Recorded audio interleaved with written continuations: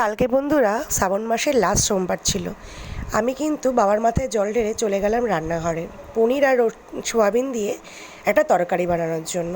তাই জন্য প্রসেসটা হচ্ছে, প্রথমেই আমি পনিরগুলোকে কেটে ভালো করে নুন হলুদ দিয়ে ভেজে হালকা করে, এরপরে সোয়াবিনটাকেও আমি ভাপিয়ে নিয়ে একে একে ভেজে তুলে নিয়েছি, আলুগুলোকেও তুলে নিয়েছিলাম। আর এদিকে কিন্তু মুগ ডাল আমার তৈরি করা হয়ে গেছে। আমি এটা পাঁচফোড়ন সম্বার দিয়ে মুগ ডালটা করেছিলাম, দারুণ লেগেছিলো। আর এদিকে আলু ভেজেছিলাম। আমি কিন্তু কড়াইয়ে সাদা জিরে আর শুকনো লঙ্কা ফোড়ন দিয়ে আদা বাটা আর কাঁচা লঙ্কা বাটা, সামান্য কাশ্মীরি লঙ্কার গুঁড়ো কালারের জন্য ভালো করে নাড়াচাড়া করে হলুদ দিয়ে আমি কিন্তু মশলাটা কষিয়ে নিয়েছি।